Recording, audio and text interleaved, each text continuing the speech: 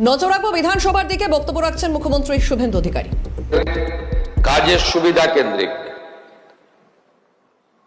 বিষয় হচ্ছে, আমরা দীর্ঘদিন ধরে দেখেছি বিভিন্ন সময় বিধায়কদের নানা সুযোগ সুবিধা ইত্যাদি বিগত সরকার বৃদ্ধি করলেও প্রাক্তন বিধায়কদের ক্ষেত্রে কোন রকম অর্থনৈতিক সুরক্ষা বা তাদের সহযোগিতা বিগত সরকার করেননি। এবং আমি হয়তো ওই সামান্য টাকা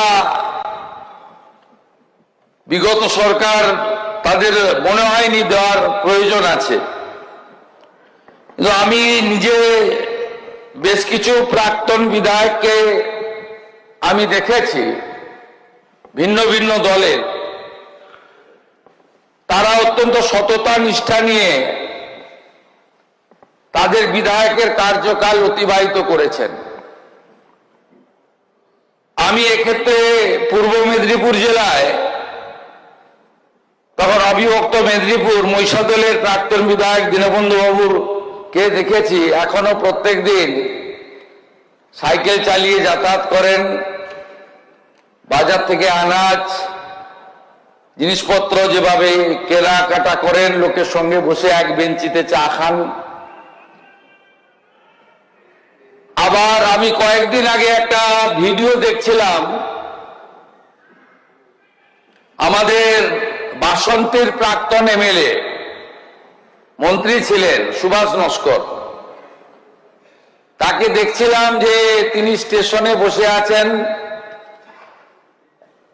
রেল স্টেশনে। তাকে একজন সোশ্যাল মিডিয়া ভাইরাল করেছে, তাকে বলছেন যে সুভাষদা আপনি এখানে প্রত্যেক দিন আসেন?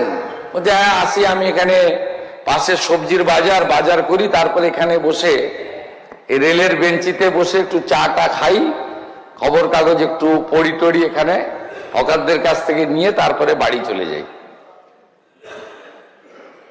এগুলো দেখার পরে আমার মনে হয়েছে যে এই বর্ষিয়ান প্রাক্তন বিধায়করা, তারা তাদের প্রতি সরকারের কিছু দায়িত্ব কর্তব্য আছে যা বিগত সরকার করেননি।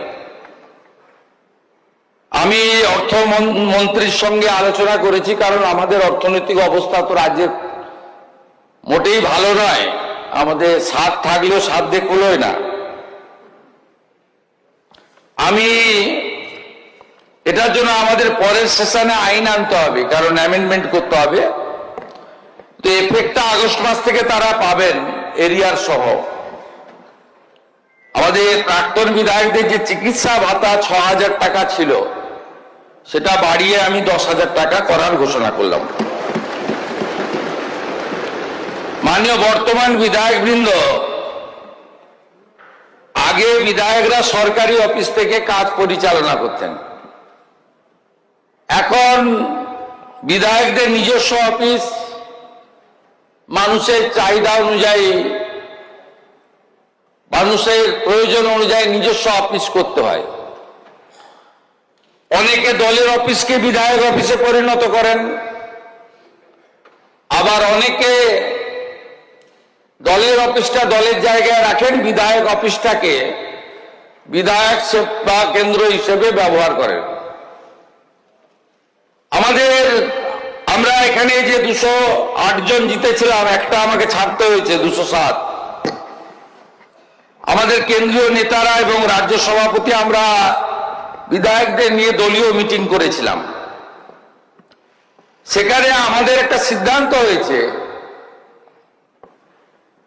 যে প্রত্যেকটি বিধায়ক তার নিজের বিধানসভা কেন্দ্রে একটি সেবা কেন্দ্র চালু করবেন, যেটাতে কেবলমাত্র তার বিধানসভার এলাকার জনগণের সঙ্গে বিধায়কের সম্পর্ক থাকবে এবং সেখানে দলমত বর্ণ ধর্ম নির্বিশেষে যারা তাকে ভোট দিয়েছেন তারাও পরিষেবা পাবে, যারা তাকে ভোট দেননি তারাও পরিষেবা পাবেন। শতাধিক বিধায়ক ইতিমধ্যে সেবা কেন্দ্র আমরা চালু করেছি। অনেক রকম বিরোধী পক্ষ আছেন, আপনারা কি করেছেন আমি জানি না, কেউ কেউ হয়তো করেছেন, কেউ কেউ ভাবছেন করবেন। এখানে সেবা কেন্দ্র চালাতে গেলে অর্থের প্রয়োজন হয়,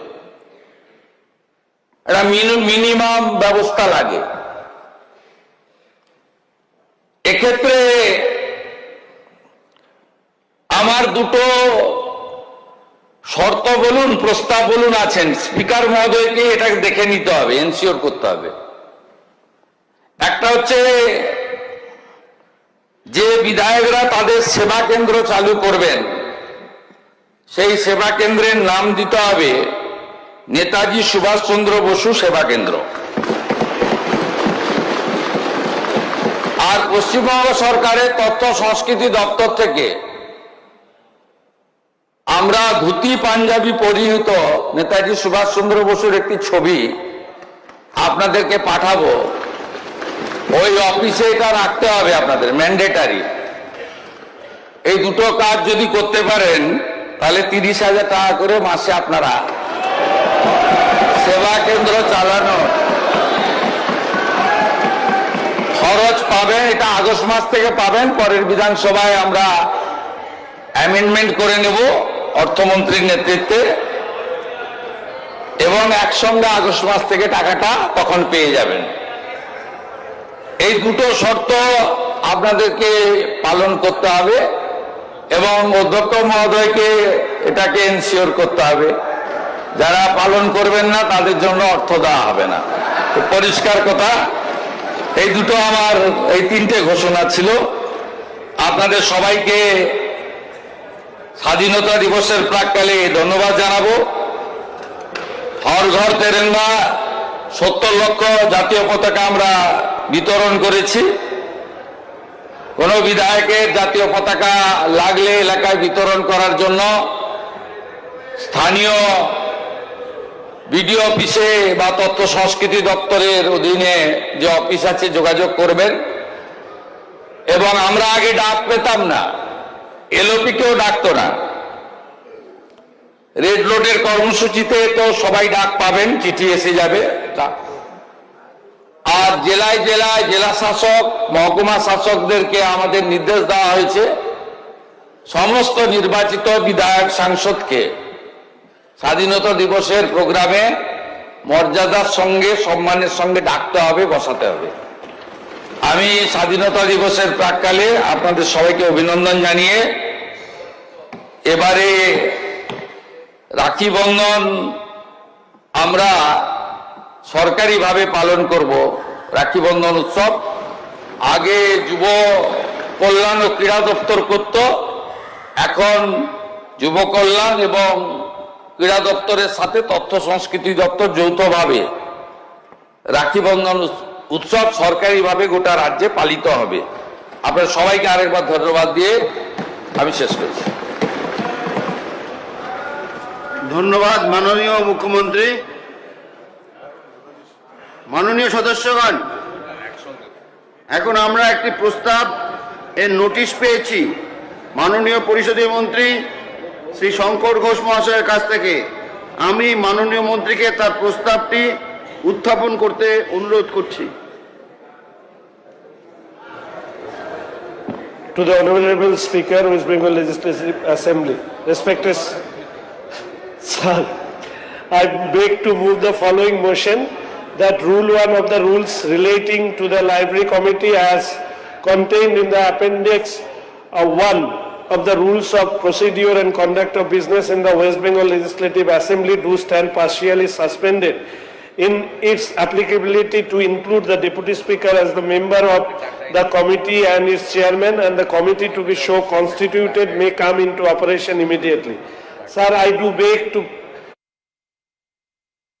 Deputy Speaker in the 18th Legislative Assembly